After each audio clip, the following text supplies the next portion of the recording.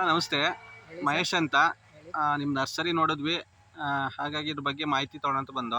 ನಿಮ್ಮ ಪರಿಚಯ ಮಾಡ್ಕೋಬೋದಾ? ಮಾಡ್ಕೊಳ್ಳಿ. ನಿಮ್ಮ ಹೆಸರು? ಸಿದ್ನಾಯಕ ಅಂತ. ಸಿದ್ನಾಯಕ. ಇದು ಎಲ್ಲಿ ಲೊಕೇಶನು? ಊರು? ಹುಣಸೂರು ತಾಲೂಕು, ಹುಣಸೂರು ತಾಲೂಕು, ಚಿಲ್ಕುಂದ ಹತ್ರ, ಮೇನ್ ರೋಡ್ ಹತ್ರ ನರ್ಸರಿ ಮಾಡಿದ್ದಾರೆ ಸ್ನೇಹಿತರೆ. ರೈತರುಗಳಿಗೆ ಯಾರಿಗೆ ಒಂದು ಅಡಿಕೆ ಗಿಡ ಇರ್ಬೋದು, ತೆಂಗಿನ ಗಿಡ ಇರ್ಬೋದು, ಸುಮಾರು 17 ವರ್ಷದಿಂದ ನಡೆಸ್ತಾ ಇದ್ದಾರೆ. 17-18 ವರ್ಷ ನಡೆಸ್ತಾ ಇದ್ದೀರಾ. ಓಕೆ. ಯಾರೇ ಬೇಕು ಅಂದರೂ ಡೈರೆಕ್ಟಾಗಿ ಬಂದು ಸಿಗುತ್ತೆ, ಆರ್ಡರ್ ಕೊಟ್ಟರು ಸಿಗುತ್ತೆ. ಡೈರೆಕ್ಟ್ ಬಂದು ಸಿಗುತ್ತೆ. ಒಳ್ಳೆ ಗಿಡ ಕೊಡ್ತಾ ಇದ್ದೀರಾ. ನಮ್ಮಲ್ಲಿ ಒಳ್ಳೆ ಗಿಡನೇ. ಓಕೆ. ಪ್ಯೂರ್ ನಾಟಿ.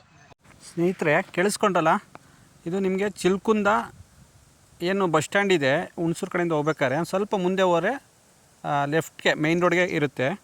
ಸುಮಾರು 18 ವರ್ಷದಿಂದ ಸರ್ವಿಸ್ ಕೊಡ್ತಾಯಿದ್ದಾರೆ ರೈತರುಗಳಿಗೆ.